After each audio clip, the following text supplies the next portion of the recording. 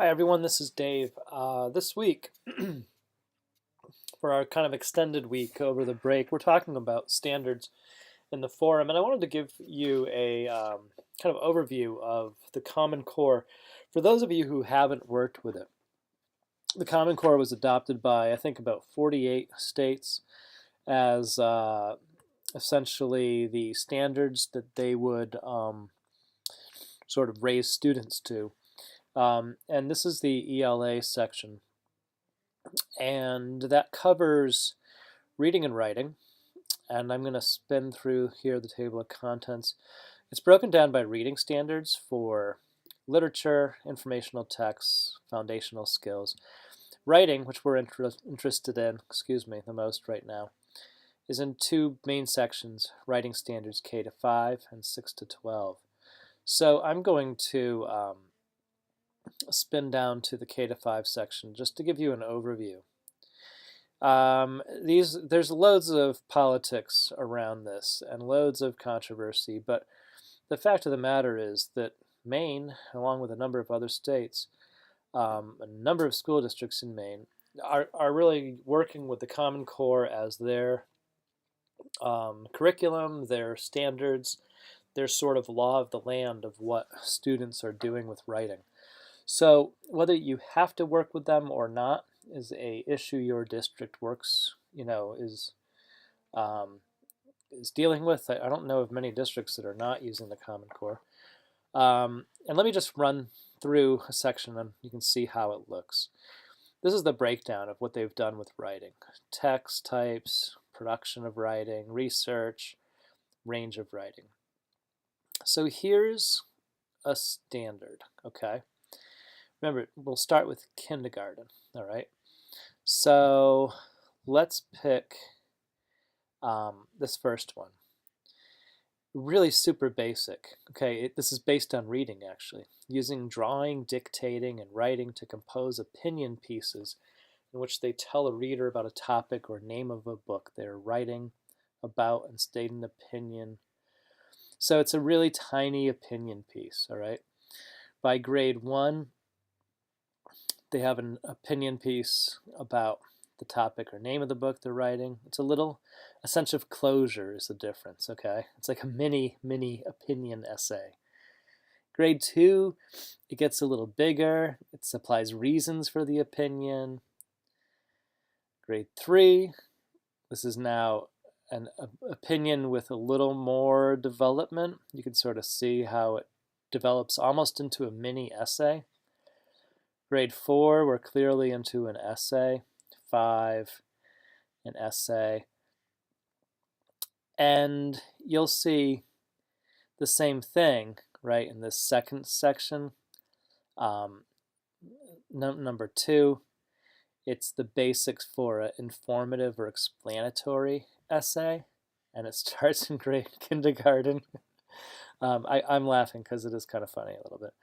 It goes up through grade 5 with essentially an informative essay, all right? Narratives, same thing. Start in kindergarten with essentially a drawing about a single event is the standard, up to a narrative about real or imagined experiences, okay? So let's spin to 49, all right?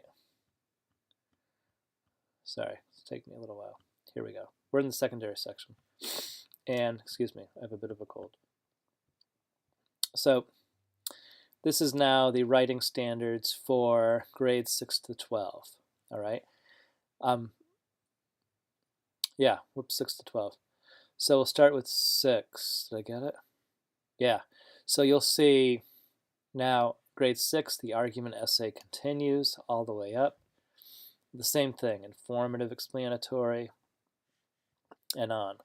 So that by the time they are grade 12, graduating, they're writing informative essays, argument essays, and narratives with all this kind of stuff, all right?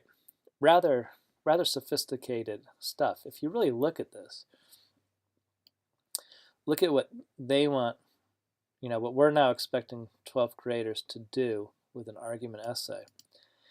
And it's rather complex, claims and counterclaims, phrases, clauses.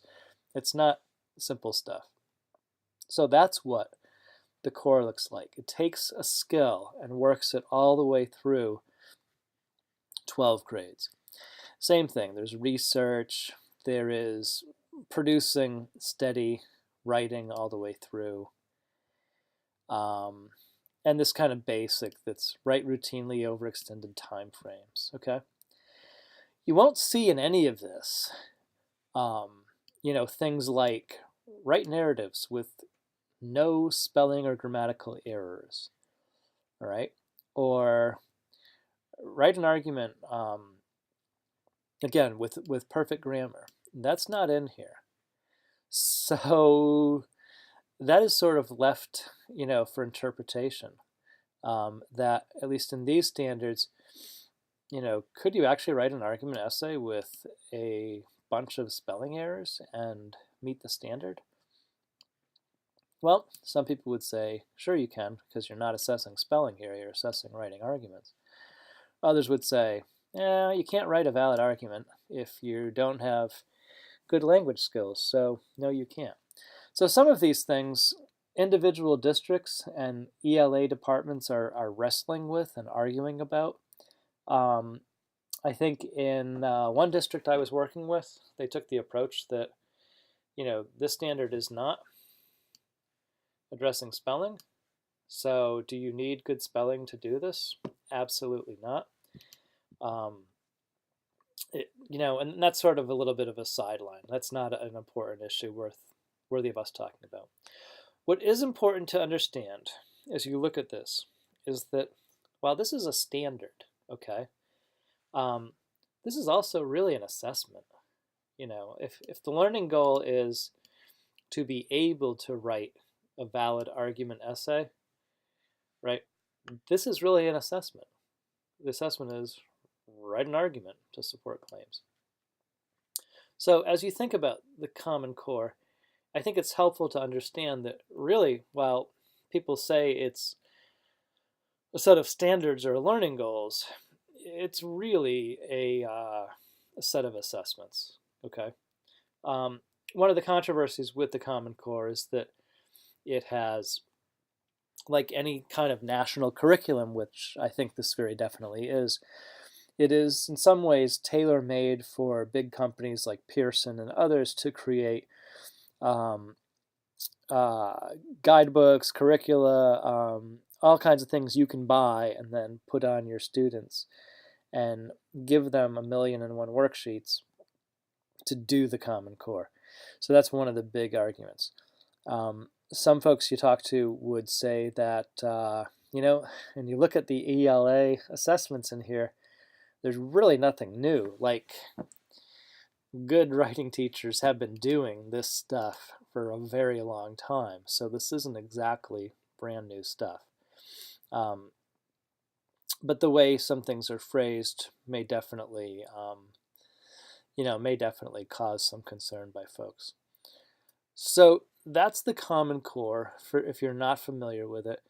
Most Maine school districts, because it is, it has been adopted by the state, most Maine school districts are using it as the basis for their local curriculum.